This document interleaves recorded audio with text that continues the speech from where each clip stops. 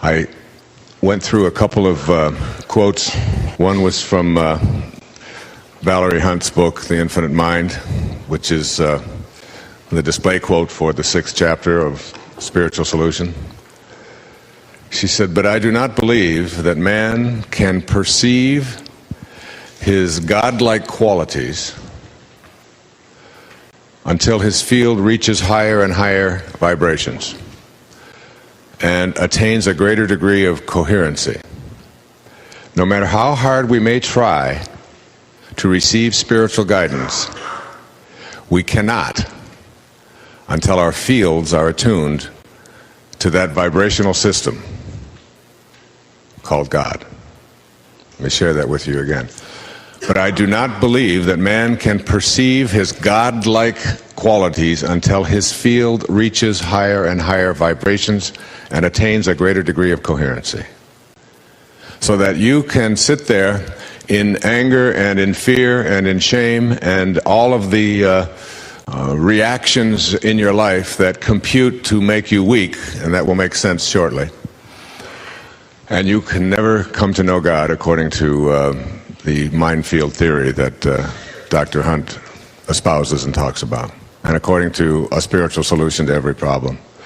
Because when you're not at peace, you have sent your body into a vibrational field of energy in which you have allowed your mind to create the error or the illusion that you and God are no longer connected. And that begins to take over.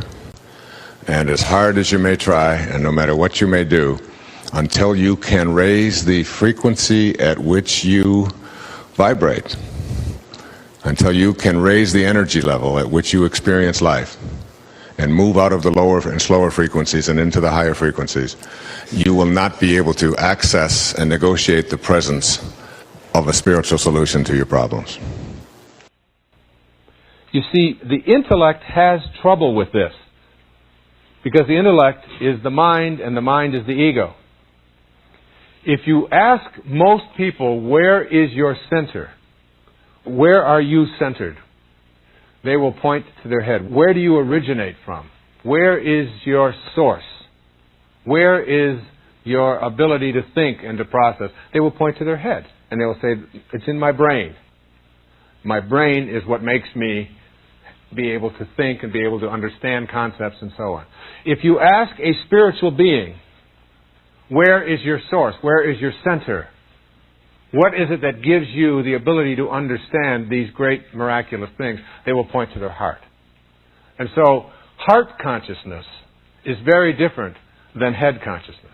The head consciousness is one which tries to analyze it, so tries to figure it out, and has a great deal of difficulty with it because it's coming from this position of separateness.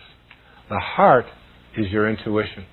The heart is the part of you that says, I know and I trust, and it works for me, and I don't have to convince anyone else of it.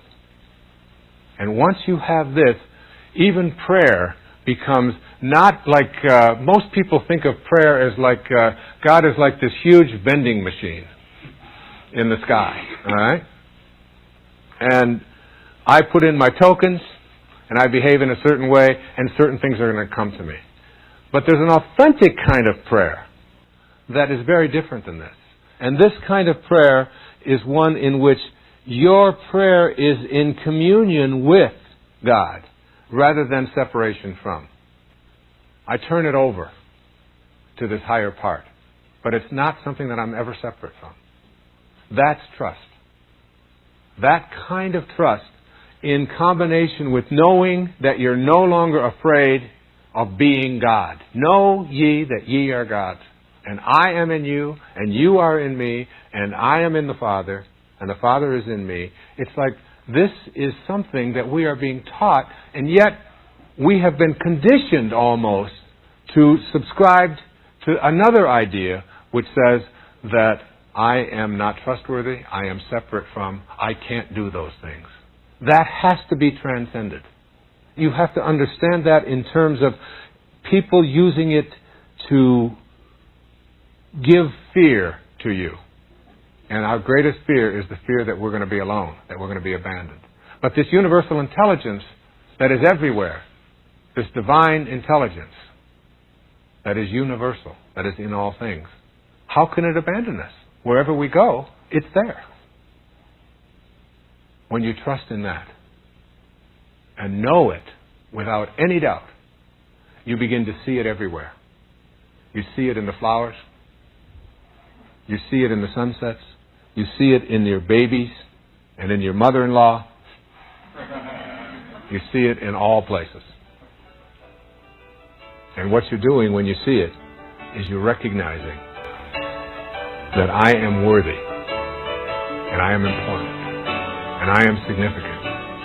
Yes, I am connected to God. I am what God is doing. And that's the subject of the next principle. Honoring your worthiness to receive. Thank you.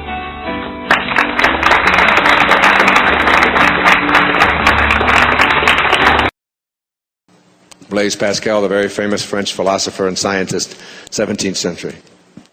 He said, all of man's troubles stem from his inability to sit quietly in a room alone. You will not ever get to know God unless you can get to the field of all possibilities. As St. Mark put it, with God all things are possible. Now that leaves nothing out. And the way that you do that is you go through the layers of your mind, from the surface, where the chatter is, to just below the surface, where the analyzing is, the intellectual violence, where you have to pick and tear everything apart, figure it all out.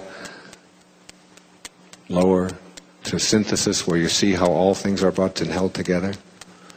Lower to where you quiet the mind. And ultimately, coming to rest in the field of all possibilities, the limitless field. And here, in this place of rest, where you empty the mind of all thoughts, between your thoughts, through the process of meditation or getting quiet or chanting or prayer or whatever you want to call that activity of sitting quietly alone, twice a day at least, for 30 minutes, you will come to know God. You will find in that field of all possibilities that nothing at all is impossible. Nothing. This is the place where Jesus performed his miracles. This is the place where our Sai Baba can manifest the gift of fish and loaves. And once the people say to him, how can you do that? How can you just manifest? I don't know. He said, how can you not? He is just there. Just like looking at a pond and seeing that the essence of a pond is not the surface, where all the disturbances are, but below, where you get below the disturbances. In the mind, the surface is the chatter, the endless repetition of thoughts. And you know what that is? Just an endless repetition of the inventory of beliefs that have been handed to you by other people, and all of your opinions about them. When you get past those, you get to that peaceful place, that knowing. And after you get good at getting quiet and craving it, you will begin to see that not only is it meditation as a peaceful, beautiful, powerful experience, but what you bring back from the meditation is even more significant. And what you bring back is a solution of finding the key where you dropped it. What you bring back from that experience is a sense of peace and bliss and love and tolerance and kindness. All of the characteristics of your higher self, of your sacred self.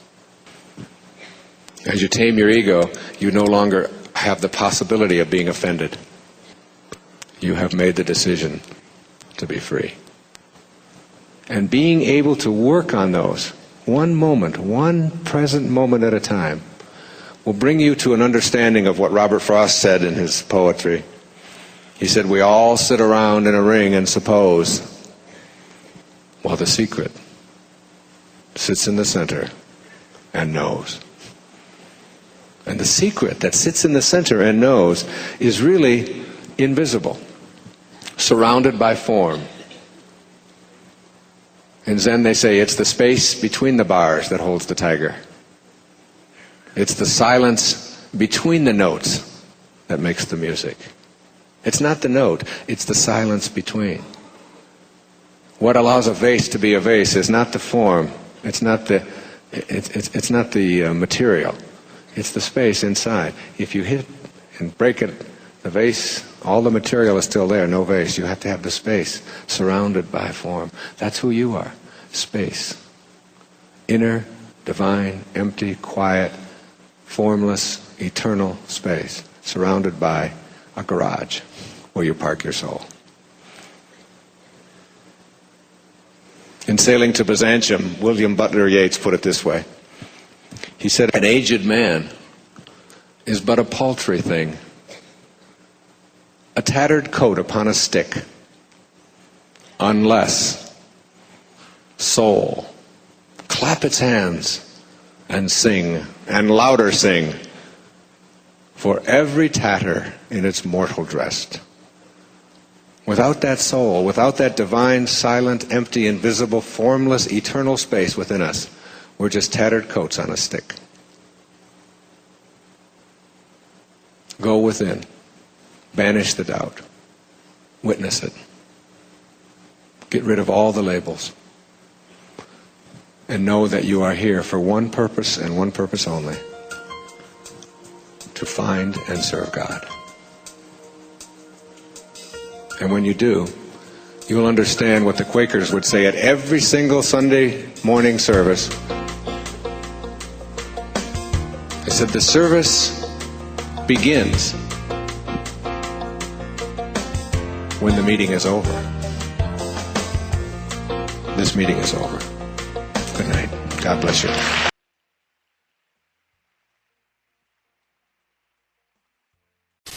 Now you will hear about 3 energy fields and ways of keeping them uncontaminated. The first energy field is your immediate energy body, which I also refer to as etheric or faster.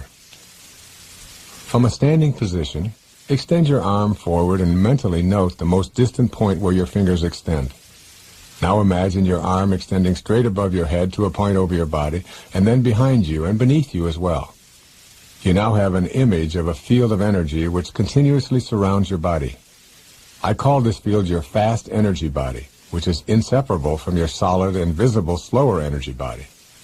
Using your imagination, take a moment now to visualize this field of faster energy with its edges or boundaries around you.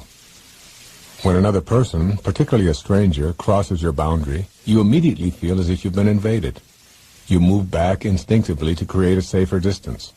Why? Because your energy body feels the invasive force and alerts you with a state of discomfort. If someone remains in your energy body field for an extended period of time, they begin to affect your entire being with their energy, bringing you down if you feel out of sync with them, and raising you up if they resonate to a higher energy vibration than you. I refer to the second energy field as your broader environmental energy field. To get a sense of this physical energy field, think about your energy field extending into your home, your workplace, your family, and your community. The vibrational pattern of this energy field is your broader environmental energy field.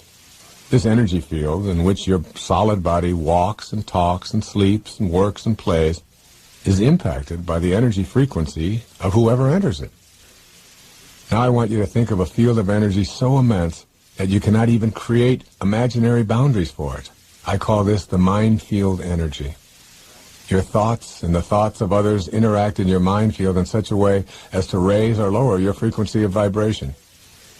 When the thoughts and feelings of others impinge upon your mind energy field, there will be one of 2 results.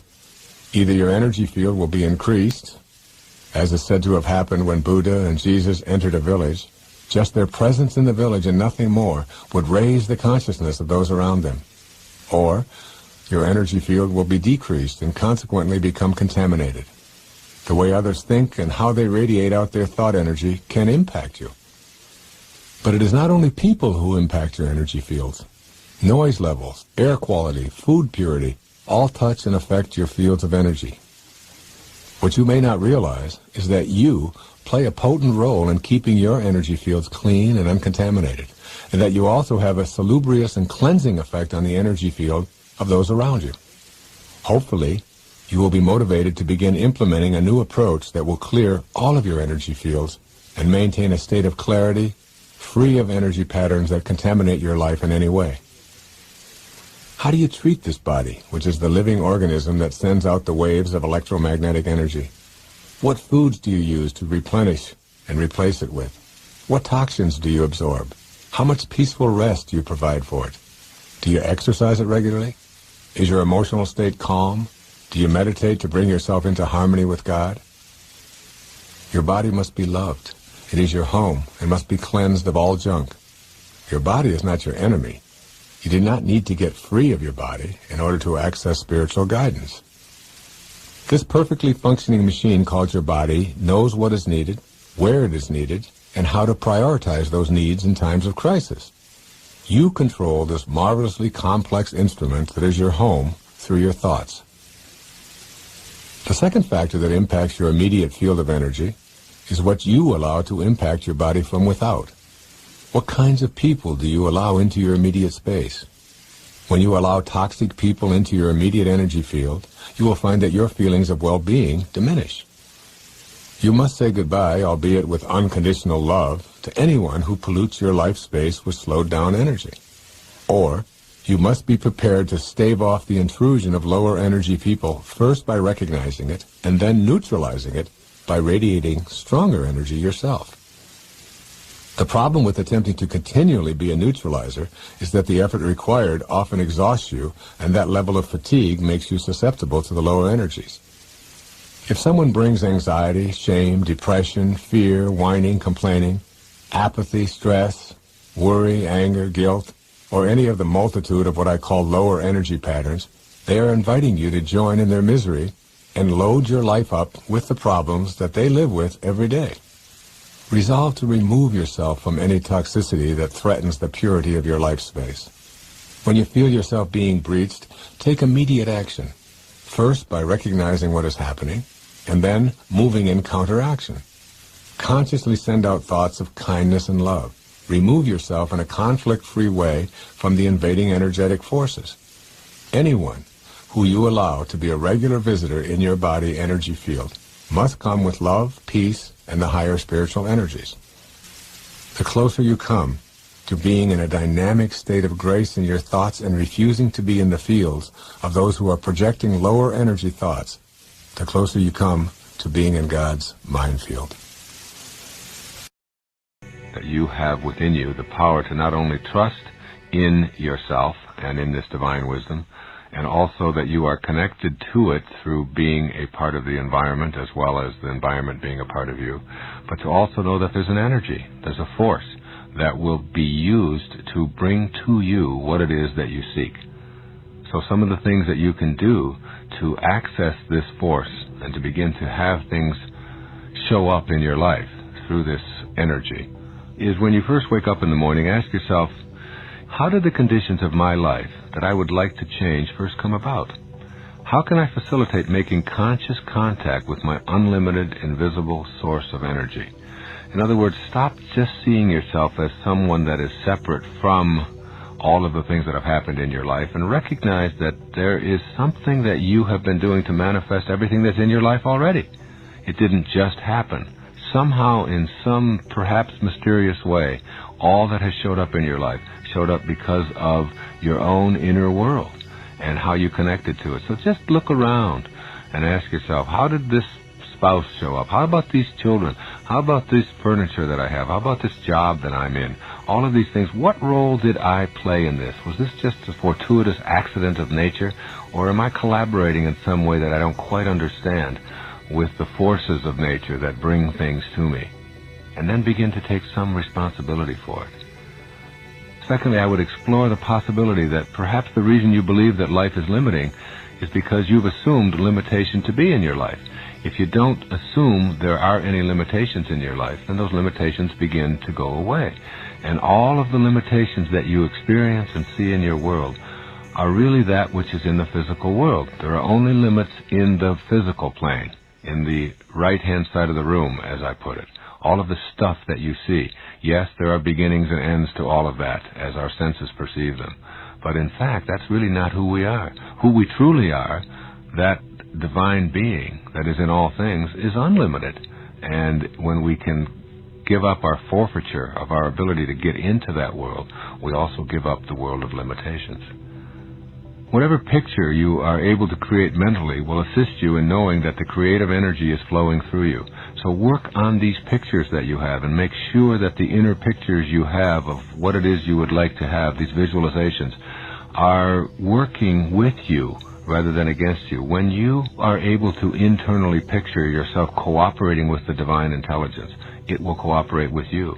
If you can't picture this for yourself, if you can't get that inner picture, then you will manifest whatever it is that you are picturing, which is doubt. Another thing that I would remind myself is to never limit the spirit in any way. Talk to your spirit. Talk to this divine intelligence that is you, that is even giving you the power to talk in the first place and to think. And tell the spirit what you want without telling it how you want it to happen. Then retreat in faith and trust. Also, I would keep your mental picturing to yourself. Keep it secret. Keep it private. What you want to attract is between you and God. And the moment that you need to prove it or you need to share it, you take the energy away from its accomplishment and onto the reactions of others. Another thing to do here is to examine all of the supposed lacks and scarcities in your life. Then remind yourself, I created all of this with my thoughts and my conditioning and my beliefs and my actions of my past. Taking responsibility for all that has shown up in your life is the way to transcend the things that you no longer want to show up. Also remember that what you think about is what you become. The great secret of the universe. The strangest secret, as my friend Earl Nightingale used to say. What you think about is what you become, what you think about all day long. Be conscious of every thought or every picture that ends up in your head, because that's what you will manifest in your life. And if you're doubting that, then you will manifest the doubt. And finally, I would recommend that you begin to act as if what you really want to attract to your life is already here, because it couldn't be anyplace else. Everything that's in the universe is already here.